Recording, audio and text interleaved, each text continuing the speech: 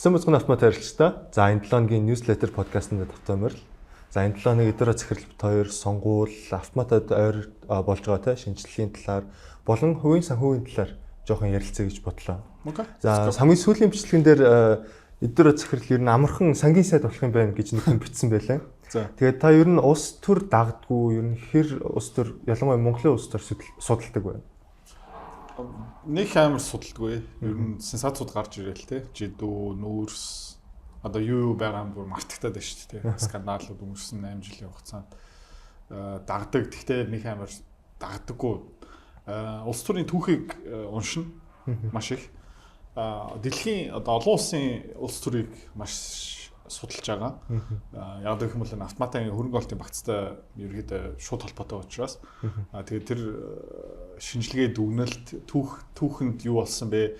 Түүх давтагт магадaltaй юу? Тэрэн дээр үндэслээд ерөөдөө хөрөнгө оруулалтын стратеги шийдвэрүүдийг гаргадаг. Гэхдээ урт хугацаанд хамгийн гол нь трендүүдийг харж чадчихэв нөө харж чадахгүй нөө тэгээд анзаарсан бол өнгөрсөн 7 хоног эсвэл энэ 7 хоногт би 2 удаа Европын талаар контент хийсэн. Маш олон муслим хүмүүс одоо Европт байгаа. Иргэдүүд тэндээ бухимдж байгаа. Тэгээд ер нь бол тухайн улсуудын төсөв, тийм мөнгө, эдийн засгийн хөгжил, бүтээмж ерөөхдөө бууралттай байгаа. Хажуугаараа тэр сэргээдэг эрчим хүч дээр дэндүүх анхаар тавиад Оросын дантай холбоотой тэр Орос Германтай холбогдсон North Stream гэсэн пайплайн дэлбэрээд тэгээ тэрнээс болж ерөөхдөө Германы жишээлбэл эрчим хүчний төлбөр өртөг 40-50% өссөн. Тэгэл одоо жишээлбэл BMW, Mercedes-Benz гэх мэтчлэн үйлдвэр ажилладаг хүмүүсийн цахилгааны хүртээг өндөр болж байгаа. Гэх мэтчлэн одоо тийм улс төрийн алдаанууд ингээ харах юм бол ер нь Европын ирээдүйг аягүй харанхуй харагдаж байна. Одоо бас тэр Middle East, Gaza, Palestine, Израиль, Иран юу болж байгаа юм бэ гэх юм бол ерөнхийдөө холоос харах юм бол илт тодорхой. Яг өнөөдөр жишээлбэл Америкийн нэгдсэн улсын хэдэн гишүүд Тайван руу явсан. Хэдтийн дургу үргэж байгаа. Тэгээд сая Тайваны сонгуульд дуусаад Тайваны шинэ ерөнхийлөгч ерөнхийдөө Хятадтай ерөнхийдөө тийм тайван байхгүй гэдээ ерөнхийдөө Хятад улсын дургу үргээд тэгсэн чинь Хятадын зэвсэгт хүч нь ерөнхийдөө Тайваныг тойруулаад нэг бүс тий ус онгоцороо гэх мэт шин. Тэгээд тиймэрхүү юм хараад ах юм бол ер нь бол тэгээд мөнгө хаашаа их ёстой юм бэ гэдэг нэг том ахан асуудал гарч байгаа. Тэгээд тэр дээр анхаар тавьдаг. Тайван ерөнхийдөө бол Америкт аягүй чухал шүү дээ. Яг гэхээр бүх одоо компьютерийн чипүүд Тайванд үйлдвэрлэгдэж байгаа шүү дээ тий. Одоо Nvidia-гийн чипүүд. Ер нь бол TSMC бол дэлхийн одоо хамгийн сайн компьютер чип үйлдвэрлэдэг. Тэгээ ганцхан Nvidia гэж ярихгүйгаараа бидний угаалгын машин дотор, зурагт дотор, гар утас дотор, машин дотор ер нь одоо чипгүй юм ерөөсөй байхгүй. Одоо энэ камер бичлэг хийгдэж байна. Энэ дотор бас Тайваны гаралтай чипүүд явж байгаа. Ерөнхийдөө одоо гар утсаа барьж байгаа юм бол гэртээ офис дотор ингээ байгаа юм бол ерөнхийдөө эргэн тойрон чип. Тэгээд тэрний шинжилэлт, судалгаа, сайжилт ерөнхийдөө Тайван тэргүүлж байгаа. Тийм бас ер нь бол чухал улсын нэг нь. Тэгвэл энэ 100 болох ер нь Монголын сонгуул биднэрт яаж нөлөөлөх вэ? Та энэ сонгуулийн талаар ер нь бодож байгаа юм байгаа юу? Тэгээд залхаж шít те. Ардын намыг сонгочих юм бол те. Нөгөө иддэг нь бол идэнэ. Гэхдээ яг хуу тогтвортой идэн заяа хоорондоо хотголохгүй. Тэгээ одоо жишээлбэл нүүрсний хэрэгтээр хэд хэдэн гişүүдүүд ингээ баригдаад тэгэл тэд нэр чимээгүй ингээ алголлоо штэ. Тэ чив чимээгүй.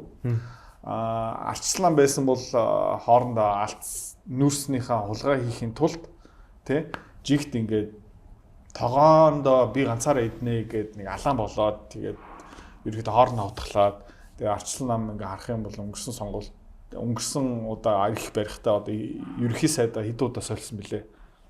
Тэ. Тэгээ арчлам харах юм бол бүтэхгүй гарууд хоорн алдцдаг. Ардын нам харах юм бол бүтэхгүй гарууд. Гэхдээ хоорноо нэг сүртэй алдцдаггүй эсвэл арай далт алдцдаг.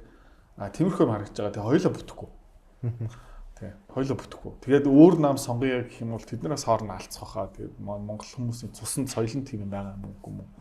Хамтарч чаддгүй ч юм уу. Тэр нь жоохон өрөвдөлттэй л санагдаж байна. Тэгээд нэг улс төртэй нэг нэг хааш холбогдол өгдөг юм аа. Харамслаа. Харин ус ер нь 4 инженер ирэх бариулчвал манай улс ерөнхийдөө тэсгэрэх байхгүй. Тэ нэг эрчим хүчний эрх мэдэлтэй инженер хэдэн цахилгаан станц барьчин. За дэд бүтцийн нэг инженер тэргээр дамжуулаад одоо Монголын хөдөө даяар төмөр зам барихт чинь хотын нэг инженер яах юм бол манай төвчл ерөөхдөө subway баригдаад гих мэт шин нийтийн тээвэр ингээд шийдэл нь ерөөхдөө хаасаг байгаа шүү дээ. Одоо ганцхан Монголд нэг сонин содон өвчтөй болохоос бүгдээрээ ингээд замын төвчл дотор мөнхөрж байгаа юм ерөөсөө байхгүй те. Тэгээд уул уурхааныг нэг инженер хайгуулга сайн явуулаад тэгэл ер нь бол тийм дөрвөн инженер эрх мэдэлтэй, соёлтой, мөнгө госдоггүй хүмүүс байх юм бол ерөөдөө манай улс гоё явчихаар л байдаг юм л та. Тэгээд тэр нь жоохон гонхтой. За ингээд ус төрийн хүрээнд туслаа. Одоо тийм өрийн талаар тэ өр хүн ер нь ямар тохиолдолд авахтаа ер нь өр төлбөрийн талаар юу гэж боддог вэ? Өр талаар. Өрний ерөөсөө фан биш ягаад вэ гэх юм бол нөгөө амьдралын боломжуудыг нэг одоо хэрэглээний өр нэг дугаарт. Машин, гар утасны лизинг амар тэнэг заяа. Томоохон машин бас зээлэр авах нь би бол эсрэг. Миний дараагийн асуулт та хэзээ машин солих? Бүд солихгүй бах уу. Яг гэх юм бол тэр суурь төлбөр нь байж лээ. Сарын мэдгүй 3-4 сая төлөх ёстой. Ирчүүлөө байхгүй болчихно. Тэгээд тэр машины төлөө ерөөдөө тэр банкны зээл төлөхийн тулд тэр банкны боол болчихно. Нэмээд ингээ арах юм бол төвчлийг хасчих юм бол хүн ерөөхдөө өдрийн хэдэн хувиа машин дотор өнгөрүүлдэг юм бэ гэх юм бол 5%. Тэ. Тэгээ ерөөхдөө өдрийн 24 цагийн 1 цаг орчим машин дотор тэгээ үлдсэн 23 цаг маань ерөөхдөө тэр машин зогсоол дээр ингээ мөнхөрч байгаа байхгүй илэгдээд. Тэгээд амар утгагүй юм шиг санагддаг юм аа. Тийм учраас үр гэдэг юм амьдралын боломжийг хязгаарладаг, эрсдэлтэй олдохдаг. Тэгээ ямар нэгэн байдлаар амьдрал угаасаа тэгш дээшилдэггүй, дээшөө доошоо хэлбэлцдэг. Тэгээд тухайн үед нөгөө амьдралын нэг цохилт ирэхээр ирэх юм уу ирэхгүй юм асуудал биш заяа. Хизээ ирэх юм бэ тэр асуудал. Тэгээд тухайн үед тулцсан үртэй байгаа юм бол ер нь бол шууд хүмүүс дампуурчдаг юм л та. Ер нь бол хүмүүс юунаас болж үргэлж дампуурдаг юм бэ гэх юм бол өрнөөс болж дампуурчдаг. Би л хизээч орлогосоо ингээд 30-40% хадгалдаг хүнийг дампуурсан юм ерөөсөө хараагүй. Тэ.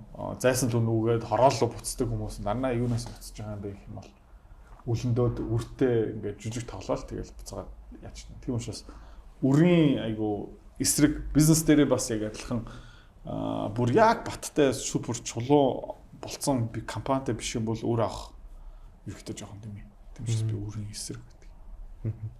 Тэгээ 50 үндсэн нь илүү жоохон мөнгөтэй байх нь миний хувьд бол илүү үнэтэй. Яг гэх юм бол дампуурж үзсэн байхгүй би. Ямар байдаг мэдж байгаа. Тийм учраас never again. Тэгвэл та энэ шунлаа хэрхэн хардаг вэ? Одоо жишээ нь машин дээр авч үзэхэд те. Ер нь илүү гоё машинууд таньдаг хүмүүс унсан байдаг ч юм уу те. Энэ шунлаа яаж дарсан бэ? Айгу амархан манай авдас болсон юм. Тэгээ манай хөгжим бишгэлтэй хүүхэд маань төрөөд тэгээ тухайн үед Range Rover ундаг байсан, Mercedes-Benz-тэй байсан гих мэдчлэн хизээ 99.1 авах уу гэл яг тэр албан 9-оор явах хэвээр замаар явж исэн. Тэгээд хөгжим бишгэлтэй хүүхэдтэй болоод эрүүл мэндийн төлбөрлүүд гарч ирээд сэтгэл зүгээрээ жоохон хямраад за тэгээд тийм тохиолдохдоо бас ажлын байр алдаад тэгээ ерөөхдөө тэр жилүүдэд ганц нэг амьдралын хүн цохилт биш ерөөхдөө эргэн тойрноос хүн цохилт ирээд тэгээ тухайн үед тэр машин гих мэт шин бүх одоо өөрийнхөө чимгэлсэн юмнуудаас салах хэрэгтэй болсон. Салахад аяг хэцүү. Яг гэх юм бол өөрийнхөө ингээд тэрүүгээр тодорхойлж байгаа юм чинь. Тэгээд дараа нь нөгөө тэр машинаас салаад зарлууд нь алга болсон ч аяга гоё болсон. Энийг би хаяа энтэнд хэлчихдэг л дээ. Range Rover-ийнхаа амортизаторыг байнга сольдог хэрэг байдаг юм Монголд. Хин амортизатор болохоор тэг үүд агаар магаар гээл. Тэгээд жишээлбэл засвар руугаа явсан чинь Хоёр урдлын амортизатор солих болсон чинь тэр засвар чинь юу ч хэлсэн бэ гэх юм бол нэг амортизатор сая 800. Тэгээ хоёр амортизатор солих юм чинь 3 сая 600. Тэгээ онцлогоо бла бла бла угсралтайгаа цуг 4 сая гэсэн байхгүй юу. Тэгээ би яа гэл. За тэгэл яг хөө тэгэл төлцсөн. Тэгээ амортизатор нь буцаагаад хэвийн ажилтдаг болсон. Тэгээд дараа нөгөө дампуурсныхаа дараа Prius унаа явж байгаа шүү дээ. Одоо унж байгаа Prius. Тэгээд тэр Prius-ийн амортизатор муутаад ирсэн чинь засварын газар явдаг байхгүй юу. Тэгсэн чинь засварын ажилтан тэр засварын түүний ажилтан надад ингэ хэлж байгаа байхгүй юу. Би асуугаад хэд болж ийн гэсэн чинь 240 мянга болж байна. Гэхдээ би юу н 200 мянга? Юу 240 мянга? Тэ. Тэгсэн чинь ингэ намайг ойлгохгүй. Энэ засвар нь. Зүгээр засварын үйлчлэгээ 240 мянга гэсэн чинь гэд би эргээд үргэлээ гэлээ. Юу 240 мянга юм бэ гэсэн чинь хоёр амортизатор те ийм. Тэгээд засварын үйлчлэгээ 20 мянга. Тэгээ 240 гэсэн чинь би What? Юу гэлээ. Тэгээд тухайд нэг мөнгө ихтэй биш заяа мөнгө муутай нэг ойролцоо нэг 800-аас сая төгрөг болох хаа гэд мөнгөтэй засварын газар л очсон байхгүй юу.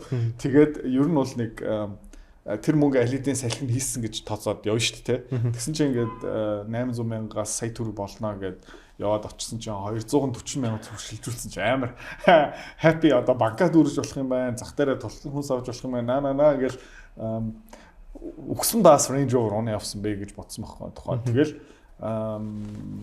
тэр машин маань ямар ч дарамт болдоггүй. Юм мөрөгч юм бол ямар ч асуудалгүй. Эвдэл гарах юм бол засахад амар амархан. Тэгээд дүүрэхэд бараг нэг сар орчим унаа явчихдаг. Тэр Range Rover маань бас өвөл заяа 100 км-т 28 литр иддэг байсан. Тэгээ ингээд түлжил дотор ингээд зогсон штэ. Зүгээр ингээд гэх мотор дуграал 20 мянган төгрөг маань зүгээр ингээд замын төвжөлт нэг хэдхэн минутын дотор байхгүй болчихгүй. Тухайд нэг тоодгүй байсан. Тэгтээ ингээд дараа нь нөгөө эрүүл мэндийн асуудал гих мэд чинь гараад ирэхээр бүр ингээд амар эмзэг болж байгаа хгүй. Тэрнээсээ болж сэтгэл зүйн тухгүй байдал болоод ууртай болоод тэгээд ерөөдөө юмыг саруул ирүүл урт хугацаанд харж чадахгүй болоод чичиж эхлээд тэгээд тэрнээсээ болж бүр тэнэг шийдвэр гаргаад тэгээд ерөөдөө чөтгөрийн тойрог дотор орсон байсан. Тэгээд тэрнээсээ гарсан чинь амар гоо байсан. Тэгээд би хизээч дахиж буцаагаад тийм байдал руу орохгүй.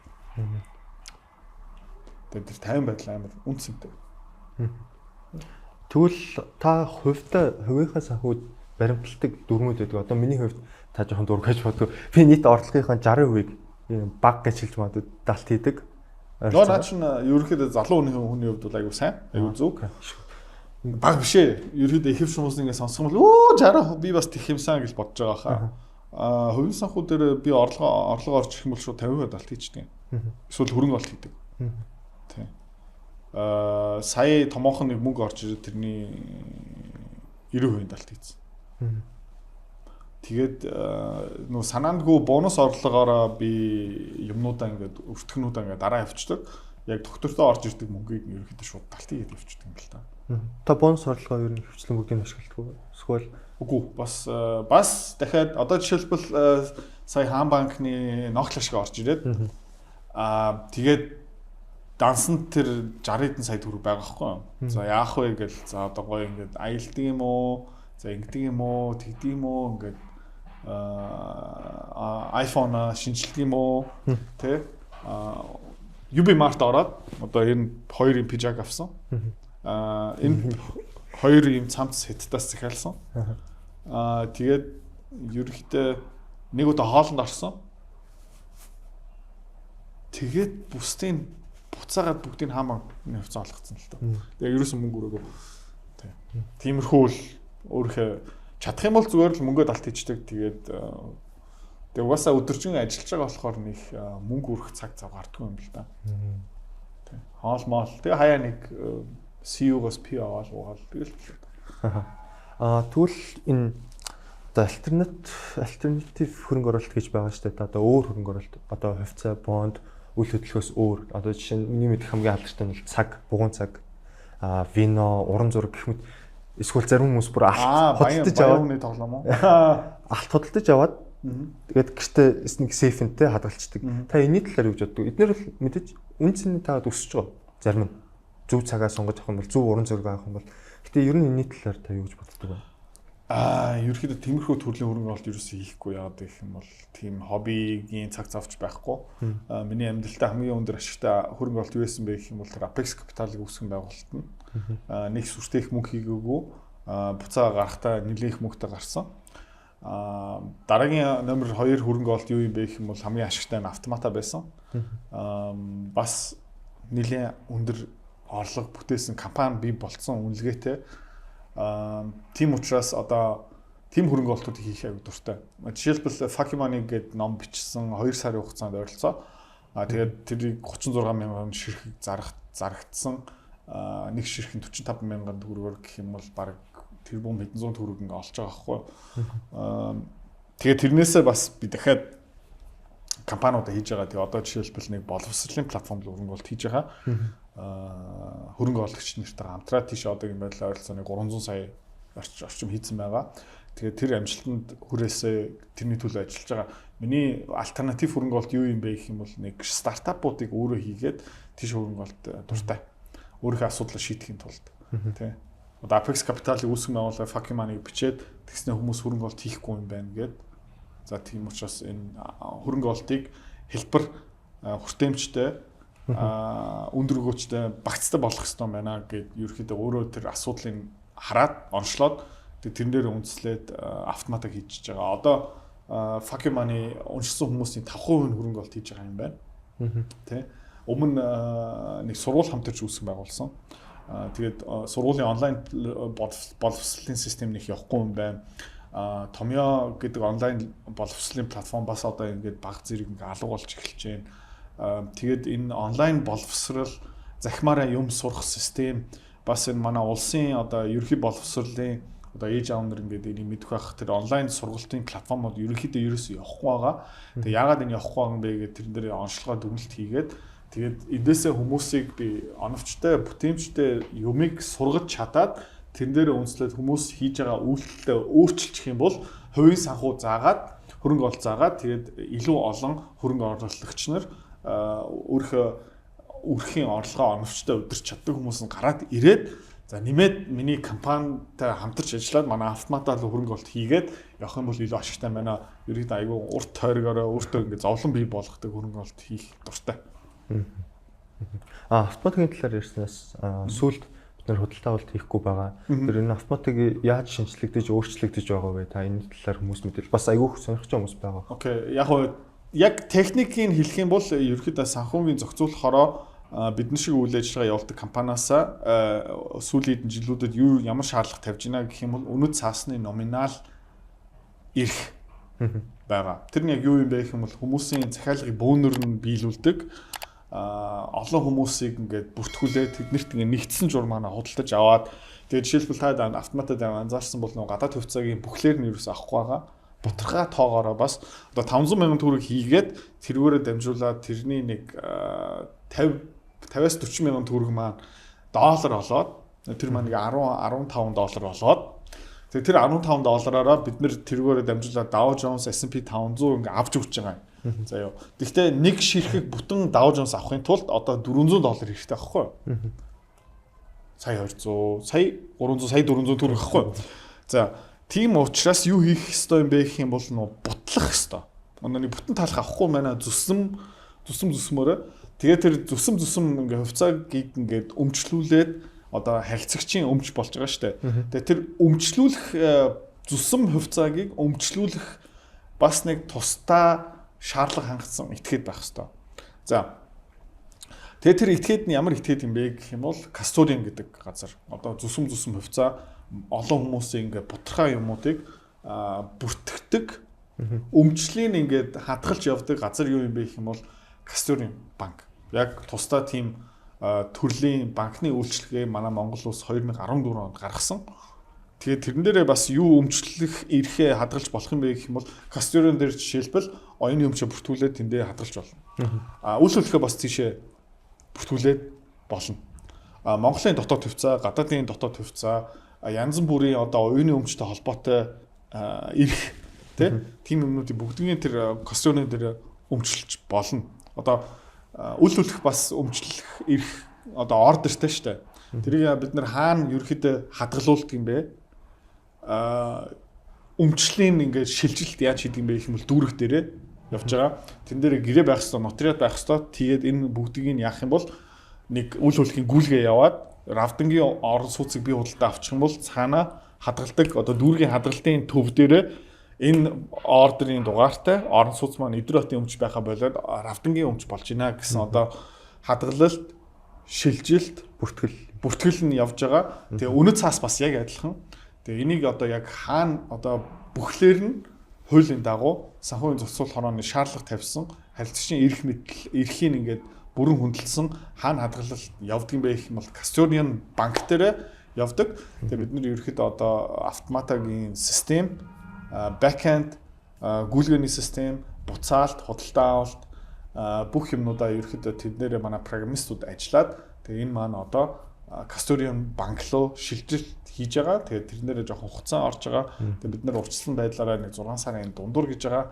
Тэгээд тэр таамагтай хүрэх баха гэж одоо тэрний төлөө ажиллаж байгаа. Тэгээд тэр нь хэвийн болсныхан дараа ерөөхдөө өмнө Apex Capital дээр бүх бүртгэл явдаг байсан бол одоо Apex Capital-аас бүртгэл нь хасагтаа Custodian банк руу бүх хүмүүсийн өмчн шилжээд тэгээд тэндээ хадгалаад явна гэсэн үг. Тиймэрхүү үйл ажиллагаа явуулж байгаа.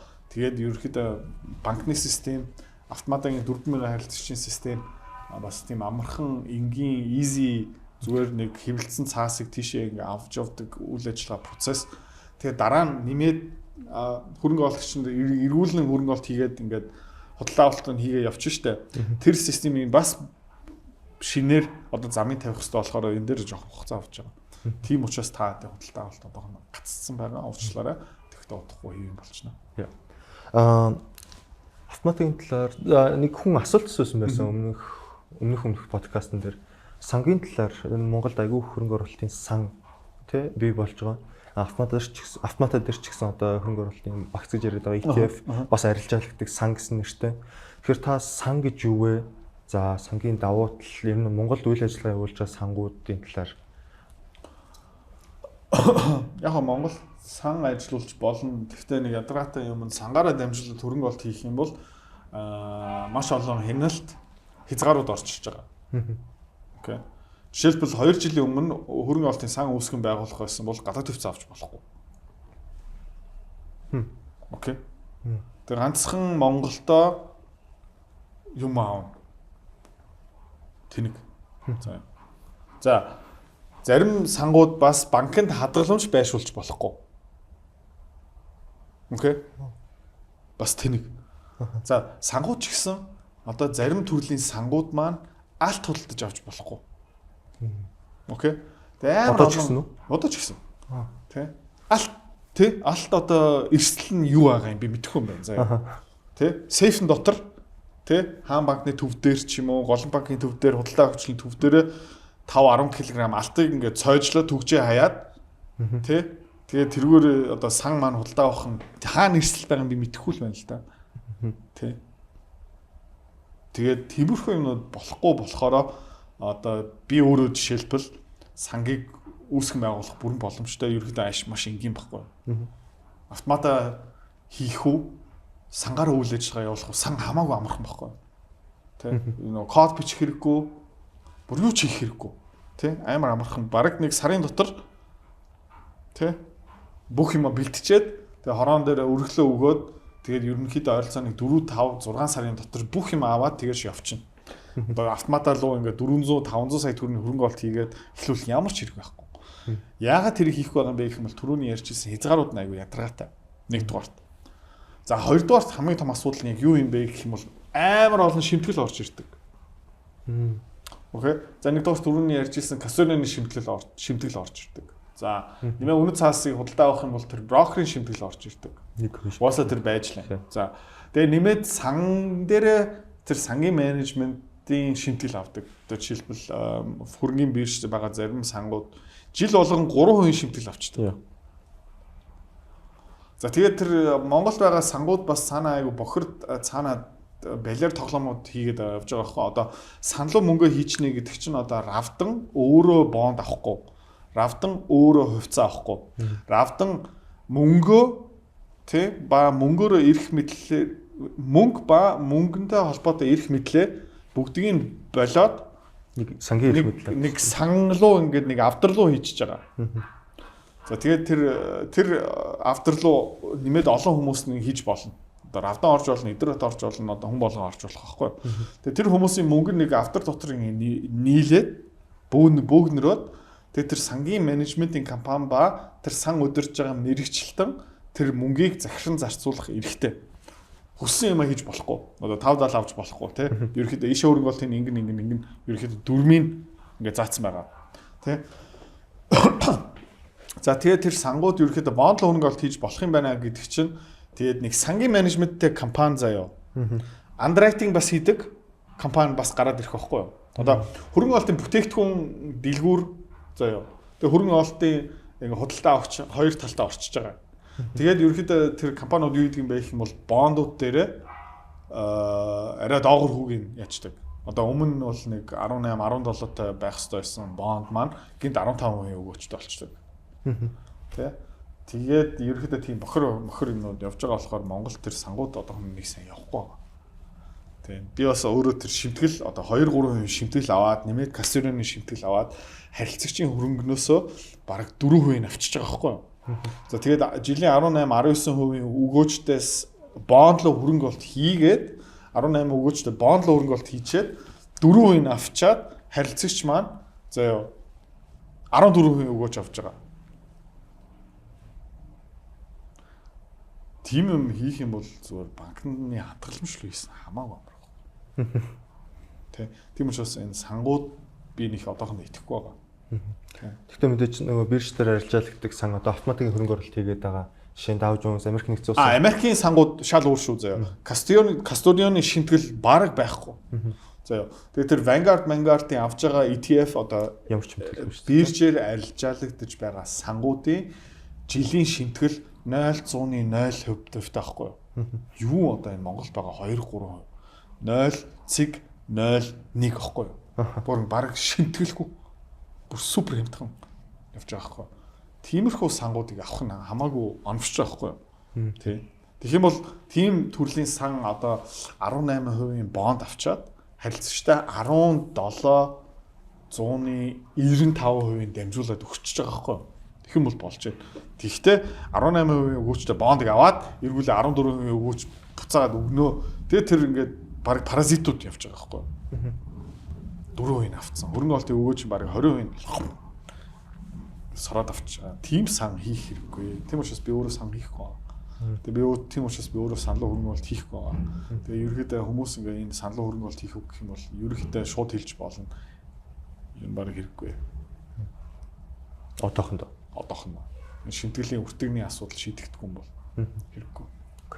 За өдрөө цэцэрлэлтэй маш их баярлалаа. Та бүхэн ч гэсэн өөрсдийнхөө сонирхож буй асуух асуулт байвал комент хэсэгтээ үлдээгээрэй. Тэгээ чөлөөд асууж болно шүү. Тэгээд дулаарч чинь тэг цаг агаараа сүүлийн 2 өдөр хүтрээлэх юм шиг. Ах уу. Тэгтээ өвлөөс илүү гоё тэгээд цагаа гоё өнгөрүүлээрэй. Бай бай.